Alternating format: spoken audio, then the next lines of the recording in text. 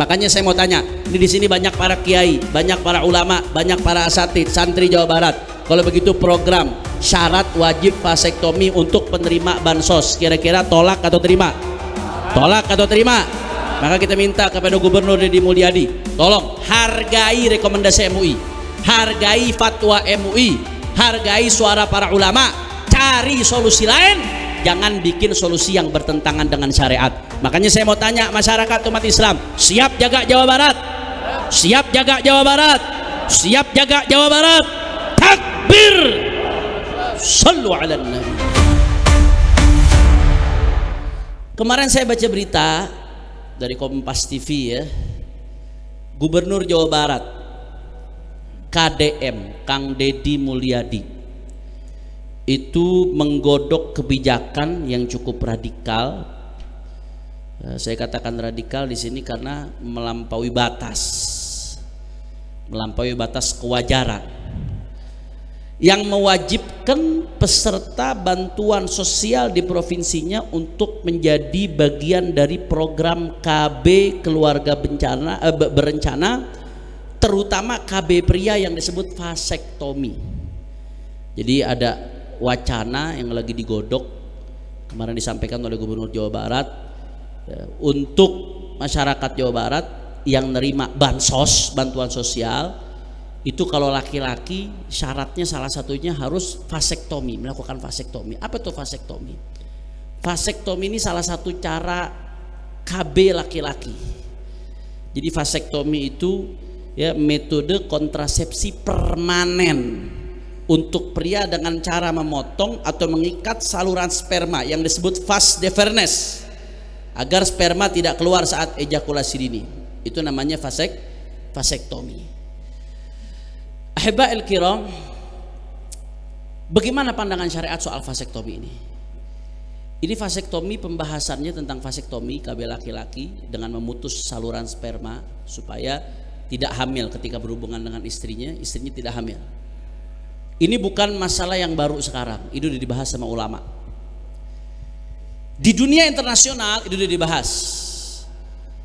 Kalau kita lihat ada fatwa-fatwa berbagai lembaga fatwa. Di antaranya ada Qoror Majelis Majma' al-Fiqh al-Islami, keputusan Forum Fikih Islam Dunia.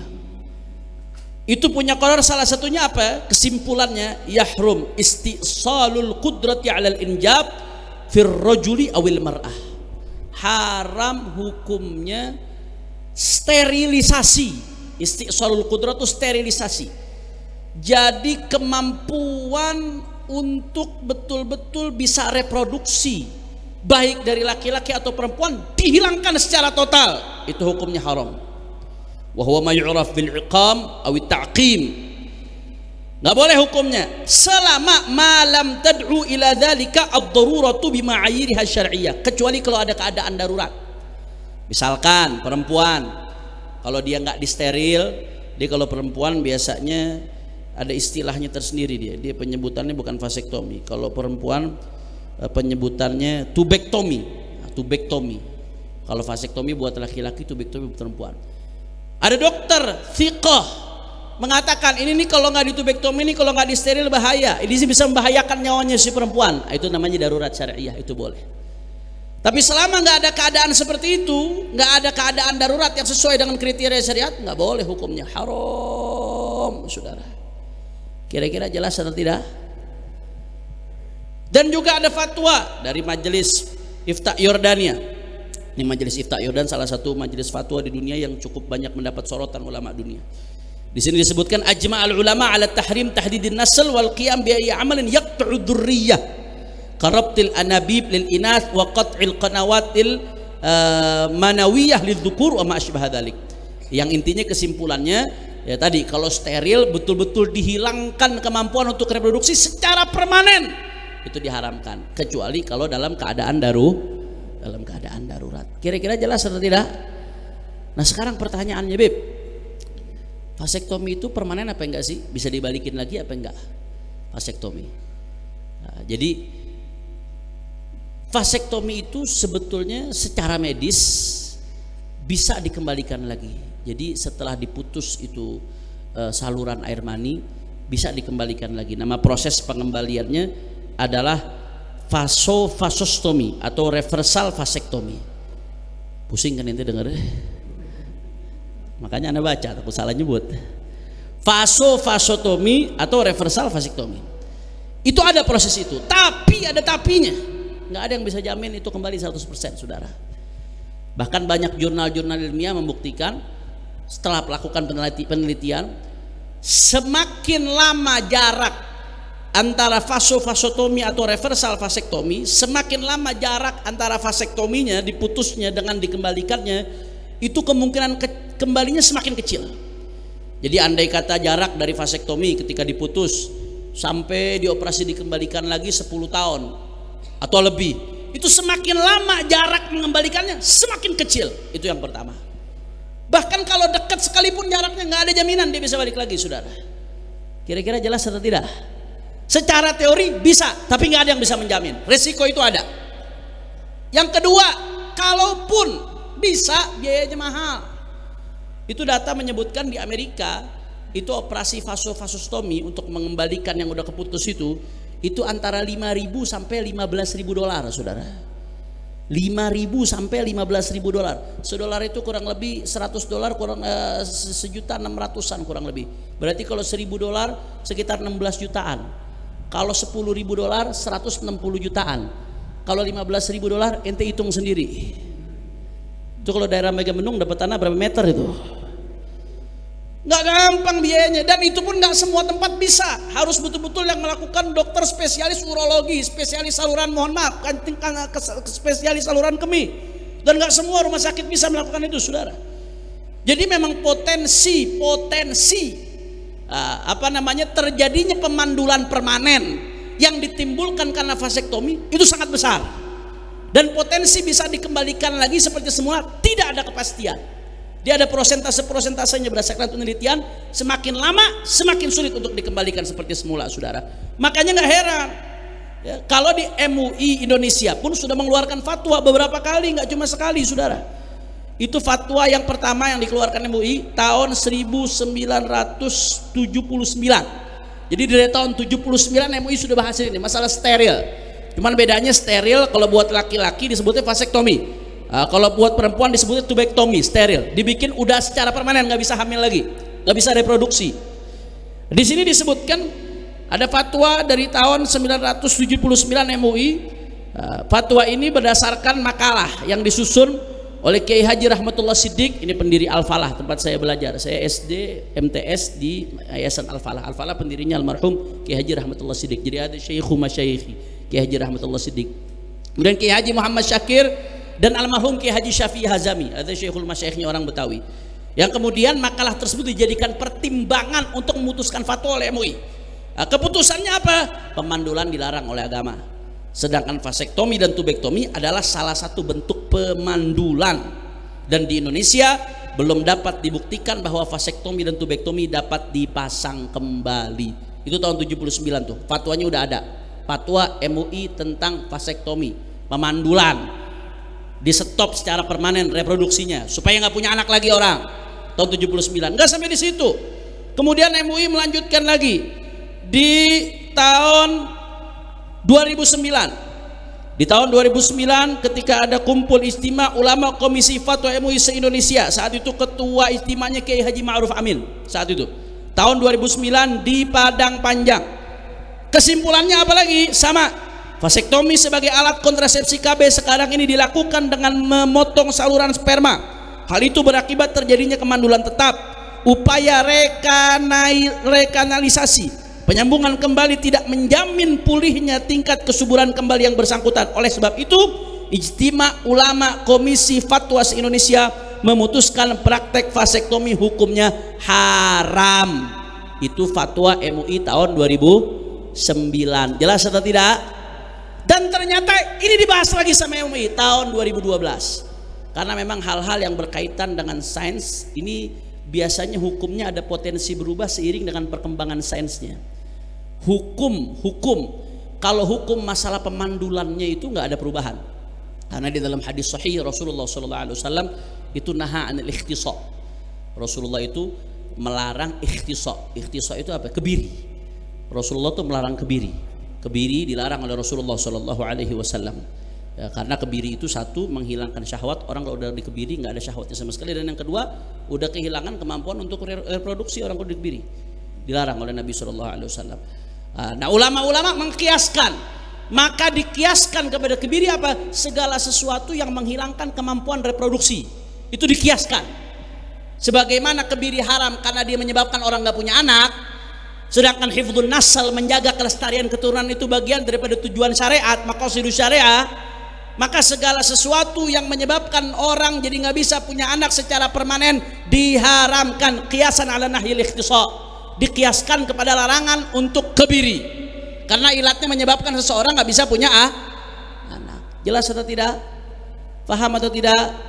Jadi kalau hukum pemandulannya secara permanen udah jelas haram. Cuman perkembangannya di sini sehingga kadang fatwa berubah. Perkembangannya, apakah vasektomi ini termasuk pemandulan permanen atau bukan? Apakah bisa dikembalikan atau bukan? Karena ini berkembang nih, teknologi berkembang.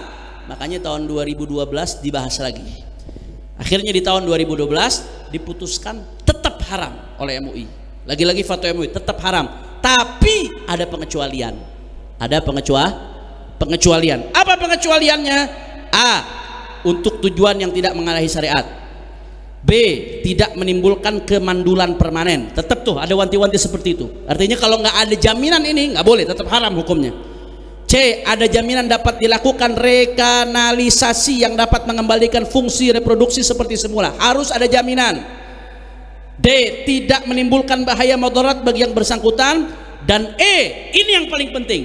Apa? Tidak dimasukkan ke dalam program dan metode kontrasepsi mantap, saudara. Jadi fatwa MUI jelas. Andai kata pun boleh dalam keadaan darurat tertentu, darurat medis. Kalau sekiranya bisa membahayakan diri dia, itu pun boleh. Itu pun nggak boleh jadi program pemerintah. Apalagi sampai jadi syarat untuk terima bansos. Sekarang kalau yang miskin, orangnya anaknya baru satu, bagaimana? Kalau yang miskin orangnya belum punya anak, bagaimana? Mau disuruh vasektomi? Andai pun dia punya anak banyak, apa nggak ada solusi lain selain memandulkan dia, selain bikin dia nggak bisa punya anak lagi? Kira-kira jelas atau tidak? Makanya di sini tegas, ada ketentuan, ada rekomendasi dari MUI. Apa rekomendasinya? Ini yang mau saya tekankan.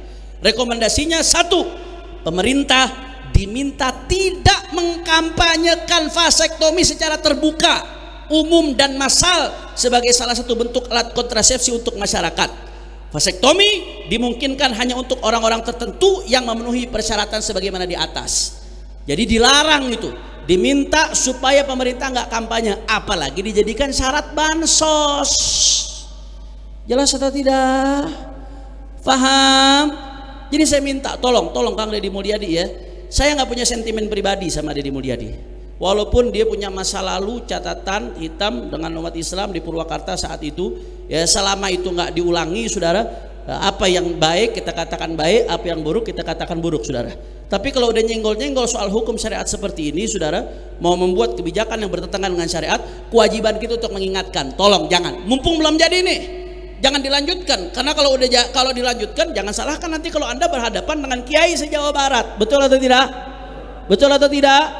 Cari solusi lain. Emang nggak ada solusi lain selain pemandulan? Nggak ada solusi lain selain vasektomi? Oh enggak, nanti itu apa namanya, akhirnya kalau satu keluarga anaknya banyak padahal keluarganya miskin, akhirnya bansos negara jatuhnya ke dia juga. Ini kan urusan teknis. Ya ente pejabat digaji buat ngurusin teknis. Cari dong solusi lain, saudara. Kan bisa dicari bagaimana caranya ada pemerataan bansos. Oh kalau satu keluarga anaknya kebanyakan, ya udah dia dapat jatah bansosnya tetap segitu, nggak perlu dengan sesuai dengan jumlah anaknya. Tapi kalau keluarga emang mampu, ya udah, daripada dikasih ke koruptor mendingan dikasih ke orang miskin, saudara. Betul atau tidak? Betul atau tidak? Masya Allah. Dan saudara, dan saya tegaskan, urusan bansos ini kalau kita bicara maqasidus syariah, ya maqasidus syariah, esensi daripada bersyariat, saya sudah sering jelaskan, ada namanya hifdzuddin, menjaga agama, ini urutannya. Yang kedua hifdzu an-nafs, menjaga jiwa. Yang ketiga hifdzul akal, menjaga akal. Yang keempat hifdzun nasl, menjaga kelestarian keturunan. Yang kelima hifdzul mal, menjaga harta. Urusan pemandulan ini bertentangan dengan prinsip syariat hifdzun nasal, menjaga kelestarian keturunan. Dan urusan bansos berkaitan dengan hifdzul mal. Kalau kita lihat dari segi apakah fakta terjadi apa enggak, vasektomi mudaratnya muhaqqaqah. Yang namanya madarat pemandulannya udah pasti bisa dipastikan. Karena dia nggak punya anak lagi setelah itu, saudara. Sedangkan yang namanya bansos, urusan teknis pembagian bansos, andai kata anaknya banyak, dia madaratnya sifatnya masih madnunah atau bahkan mahuma, belum ada kepastian, pasti madarat, saudara. Kalau ini udah pasti madarat. Dan andai kata pun sama-sama ada madarat yang pasti, yang namanya hifdzun nasl muqaddam ala hifdzul mal. Menjaga kelestarian itu lebih didahulukan daripada menjaga harta. Itu secara pandangan maqasidus syariah. Makanya kayak nggak ada solusi lain. Urusan bansos orang dibikin mandul, saudara. La ilaha illallah. Beb, kalau KB perempuan bagaimana? Kalau KB perempuan, saya nggak mau bicara masalah KB saat ini, panjang. MUI sudah punya fatwa, memang dirinci hukumnya. Ada yang sifatnya permanen, ada yang nggak permanen. Ya, ada kalanya kalau kata Syekh Muhammad Said Ramadan Al-Buti, manakala dia dijadikan sebagai sebuah program pemerintah. Tapi ada kalanya kalau dijadikan sebagai pilihan masing-masing keluarga, itu nanti hukumnya beda-beda. Saya nggak mau rinci urusan itu, silahkan Anda buka. Udah banyak data tentang hukum KB. Tapi yang masalah kalau dijadikan permanen seperti ini namanya bisa menyebabkan pemandulan, sedangkan nggak ada kepastian dia bisa dikembalikan lagi. Makanya saya mau tanya, ini di sini banyak para kiai, banyak para ulama, banyak para asatid, santri Jawa Barat. Kalau begitu program syarat wajib vasektomi untuk penerima bansos, kira-kira tolak atau terima? Tolak atau terima? Maka kita minta kepada Gubernur Deddy Mulyadi, tolong hargai rekomendasi MUI, hargai fatwa MUI, hargai suara para ulama, cari solusi lain, jangan bikin solusi yang bertentangan dengan syariat. Makanya saya mau tanya masyarakat umat Islam, siap jaga Jawa Barat? Siap jaga Jawa Barat? Siap jaga Jawa Barat? Takbir! Sallu ala Nabi. Nah, ini saja yang saya sampaikan. Mudah-mudahan yang sedikit ini bisa bermanfaat. Dan kepada para ulama dimanapun, ulama santri, tugasnya, kewajibannya sebagai raqabah ijtimaiyah, sebagai kontrol sosial, terus menegakkan amar ma'ruf nahi urusan ikut politik atau enggak ikut politik, ikut kontestasi atau enggak ikut kontestasi, itu urusan kesekian, saudara. Tapi kalau amar ma'ruf nahi munkar, wajibun syar'iyyun kifaiyun, adalah fardu kifayah. Kalau bukan ulama yang menjalankan, siapa lagi? Mudah-mudahan insya Allah negeri kita dijaga oleh Allah Subhanahu wa taala. Ini saja yang saya sampaikan, lebih kurangnya mohon maaf. Wassalamualaikum warahmatullahi wabarakatuh.